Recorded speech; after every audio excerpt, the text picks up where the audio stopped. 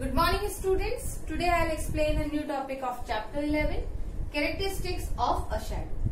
आज हम लोग डिफरेंट कैरेक्टरिस्टिक्स पढ़ेंगे शैडो की। इनको हम लोग दो एक्टिविटीज के थ्रू अच्छे से समझेंगे। तो स्टार्ट करते हैं। पहली एक्टिविटी है हमारी to show that shadow is dark outline of an object. Shadow किसी ऑब्जेक्ट की डार्क आउटलाइन होती है। ठीक है, ये किस तरीके से हम लोग एक्टिविटी के थ्रू समझेंगे। Now the next activity is to show that the size of shadow depends on the distance between source of light and opaque object. तो किसी भी शैडो का साइज किस पे डिपेंड करता है? सोर्स ऑफ लाइट और ओपैक ऑब्जेक्ट के बीच के डिस्टेंस पे। राइट, तो स्टार्ट करते हैं पहली एक्टिविटी के साथ। पेज नंबर 97 पे एक्टिविटी 4। इसके लिए जो मटेरियल आपको रिक्वायर्ड होगा वो कुछ इस तरीके से होगा कि आप लोग एक टॉर्च ले लीजिएगा, उसके ऊपर डिफरेंट कलर के जो सेलोफेन शीट्स आते हैं उनको लगा लीजिएगा, और जो ऑब्जेक्ट हम लोग लेंगे वो भी कलरफुल होंगे। ठीक है, तो इसमें ये हम लोगों को समझ में आएगा इस एक्टिविटी के थ्रू कि जब शैडो किसी भी ऑब्जेक्ट की बनती है तो वो सिर्फ एक आउटलाइन ही होती है। उसके बारे में शैडो में हम लोगों को क्या दिखता है? डार्क शेड दिखता है ना। तो डार्क आउटलाइन ही दिखती है, उसका इससे कोई फर्क नहीं पड़ता है कि आपने किस कलर की लाइट ऑब्जेक्ट पे डाली है या आपका ऑब्जेक्ट किस कलर का है। ठीक है students, so the conclusion of this activity is a shadow is a dark outline of an object. The colour of shadow does not change with the change in color of the source of the light or the color of the opaque object placed in the path of the light. Right? So, हम लोग ये बोल सकते हैं कि shadow हमेशा कैसी होती है? डार्क आउटलाइन होती है। वो कोई और आउटलाइंस नहीं शो करती है, मतलब कोई और details, no details of the object can be seen in the shadow. कोई भी ऑब्जेक्ट का डिटेल हम लोगों को शैडो में नहीं दिखाई पड़ता है, सिर्फ डार्क आउटलाइन ही शो करती है। अभी हम लोग इसे प्रैक्टिकली भी देखेंगे। ठीक है, now the next activity is to show that the size of shadow depends on the distance between source of light and opaque object. तो किसी ओपैक ऑब्जेक्ट और सोर्स ऑफ लाइट के बीच के डिस्टेंस पे शैडो का साइज डिपेंड करता है। राइट, तो इस एक्टिविटी के लिए हम लोग क्या लेंगे? जो मटेरियल हम लोग के लिए रिक्वायर्ड होगा वो एक टेबल लैंप होगा। या तो आप टेबल लैंप भी ले सकते हैं, या आप सभी के पास मोबाइल है, मोबाइल में टॉर्च भी है ना। तो उस टॉर्च से भी हम लोग इस एक्सपेरिमेंट को, इस एक्टिविटी को कर सकते हैं। तो एक टेबल लैंप लिया है ना, जो कि कुछ इस तरीके से होगा, जिससे रोशनी आपको ऐसे आते हुए दिखेगी। एक स्क्रीन है जो कि क्या हो सकती है? हमारी वॉल, मतलब दीवार। ठीक है, अब आप अपने फ्रेंड या अपने भाई बहन किसी से भी बोल सकते हैं इस लाइट के सामने खड़े होने के लिए। ठीक है, अब कोई भी ऑब्जेक्ट इस तरीके से लाइट के सामने खड़ा हो जाएगा तो क्या होगा? उसका जो शैडो होगा वो इस स्क्रीन पे फॉर्म होगा। ये हो गया स्क्रीन, ये हो गया ऑब्जेक्ट। दोनों ही कैसे हैं? Opaque object, opaque screen. और ये क्या है? लाइट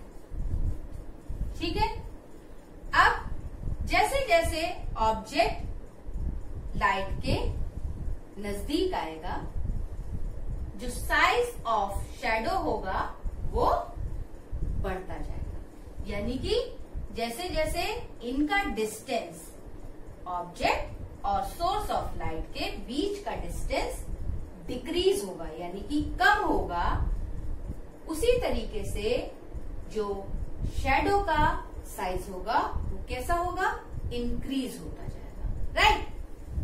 तो अगर ऑब्जेक्ट यहाँ पे अगर आ जाता है तो इस पे साइज और बढ़ जाएगा स्क्रीन पे। ठीक है। या एक तो पॉइंट ये हो गया, जैसे जैसे इनके बीच का डिस्टेंस डिक्रीज होगा, साइज ऑफ शैडो इंक्रीज होगा। राइट। और हम लोग ये भी बोल सकते हैं, जैसे जैसे ऑब्जेक्ट और स्क्रीन के बीच का डिस्टेंस इंक्रीज होगा, साइज ऑफ शैडो भी इंक्रीज होगा। ठीक है स्टूडेंट्स, इस एक्टिविटी से हम लोग क्या कंक्लूड करते हैं?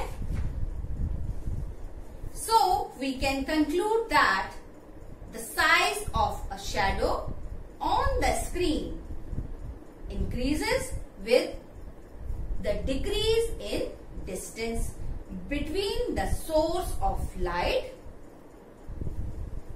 and the opaque object.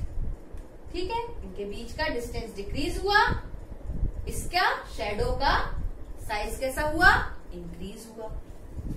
Second point, the size of a shadow on a screen increases with the increase in distance between the opaque object and the screen. Right? तो students, ये चीज आप लोगों को क्लियर हुई? ये दोनों पॉइंट्स हम लोगों ने अभी पढ़े। अब मैं आपको इसे प्रैक्टिकली दिखाऊंगी। तो स्टूडेंट्स, पहली एक्टिविटी में जैसा कि बताया जा रहा है कि शैडो कैसी होती है, किसी भी ऑब्जेक्ट की डार्क आउटलाइन होती है, मतलब हम लोगों को उसका कलर, उसकी और डिटेल्स नहीं पता चलती हैं शैडो में। तो ये देख रहे हैं आप, ये मेरे पास एक क्यूब है जो कि कलरफुल है। ठीक है, इसके ऊपर मैंने रोशनी डाली, लाइट डाली, तो क्या हो रहा है, आपको इस क्यूब की सिर्फ आउटलाइंस ही दिख रही हैं, कोई डिटेल्स आपको नहीं पता चल रही हैं कि ये किस कलर का है। राइट। तो ये चीज आपको क्लियर हो गई कि ये सिर्फ ऑब्जेक्ट का आउटलाइन ही शो कर रहा है। ठीक है students. Now the next activity, हमारी नेक्स्ट एक्टिविटी कैसी थी, मैंने आपको बताया था, जब स्क्रीन के पास ऑब्जेक्ट होता है तो उसका साइज छोटा होता है। ठीक है, जैसे जैसे ऑब्जेक्ट सोर्स ऑफ लाइट के पास आता जाएगा, ऑब्जेक्ट का साइज बढ़ता जाएगा, यानी कि लाइट और ऑब्जेक्ट के बीच का डिस्टेंस डिक्रीज हो रहा है तो शैडो का साइज इंक्रीज हो रहा है।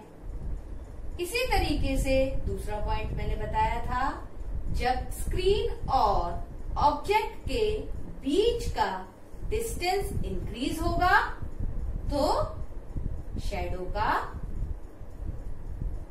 साइज भी इंक्रीज होगा। राइट। ये देखिए, जैसे ऑब्जेक्ट स्क्रीन तक वापस गया तो साइज कैसा हो गया, छोटा हो गया।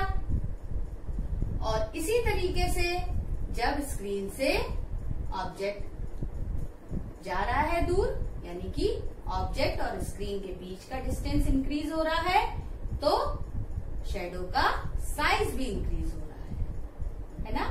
और इसी तरीके से जैसे ऑब्जेक्ट और लाइट के बीच का डिस्टेंस डिक्रीज हो रहा है, उसी तरीके से शैडो का साइज इंक्रीज हो रहा है। ठीक है स्टूडेंट्स। तो स्टूडेंट्स, आप लोगों को ये प्रैक्टिकल देख के अच्छा लगा। अब आप सब भी अपना इस तरीके से एक वीडियो बनाएंगे और अच्छी तरीके से एक्सप्लेन करने की कोशिश करेंगे। ठीक है स्टूडेंट्स, तो आगे बढ़ते हैं। Hence the characteristics of a shadow are it is always dark। ठीक है, पहली कैरेक्टरिस्टिक क्या हुई शैडो की कि ये हमेशा डार्क होती है। ठीक है, second one is it only shows the dark outline of an object. ठीक है, दूसरा पॉइंट भी क्लियर हो गया होगा आप लोगों को कि हमेशा किस तरीके से होता है। पहले पॉइंट में क्या बताया है, डार्क होती है, कोई कलर नहीं होता है। इसी तरीके से दूसरे पॉइंट में बताया जा रहा है कि हमेशा डार्क आउटलाइन ऑब्जेक्ट की शो करती है, कोई अलग से डिटेल्स नहीं पता चलती है हम लोग को, सिर्फ एक आउटलाइन ही पता चलती है ना। It is form in the direction opposite to the source of light. Light के जो सोर्स ऑफ लाइट होता है उसके हमेशा अपोजिट डायरेक्शन में ही ये फॉर्म होती है। ठीक है, the size of a shadow varies depending on the distance between the object and the screen and the distance between the object and the source of light, है ना।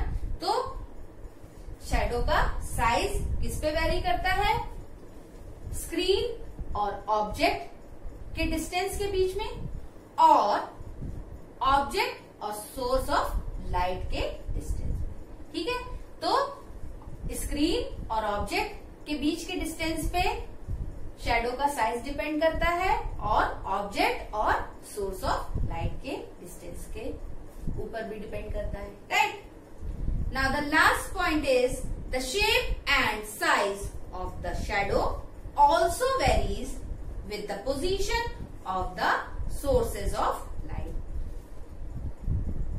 जो शैडो की साइज और शेप होती है वो इस पे भी वेरी करती है सोर्सेज ऑफ लाइट की पोजीशन पे। ठीक है, सोर्सेज ऑफ लाइट की पोजीशन अगर चेंज होगी तो शैडो का शेप और साइज भी चेंज होगा। For example, our shadow in sunlight changes in length and direction during the day as the sun changes its position।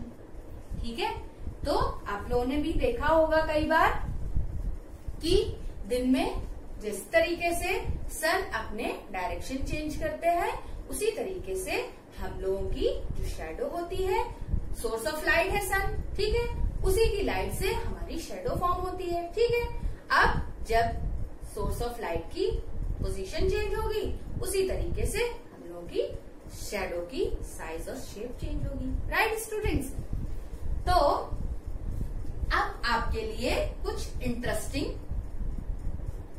Homework है। ठीक है, आप लोगों को डिफरेंट शेप अपने हैंड से फॉर्म करने हैं। ठीक है, ये पेज नंबर 98 पे दिया हुआ है, इसको आप देख के हेल्प ले सकते हैं। Formation of shadows using your hands. ठीक है, तो आप लोगों को डिफरेंट शैडो फॉर्म करनी है अपने हाथों की हेल्प लेके। ठीक है स्टूडेंट्स, तो आज हम लोगों ने ये टॉपिक कंप्लीट कर लिया है, जिसमें हम लोगों ने डिफरेंट कैरेक्टरिस्टिक्स ऑफ शैडो पढ़ी। ठीक है, आप लोगों को अच्छे से समझ में भी आया होगा, I am sure about this. But फिर भी अगर कोई प्रॉब्लम है आपको इस टॉपिक में, इस चैप्टर में, तो प्लीज मुझसे आप पूछ सकते हैं। Thank you students.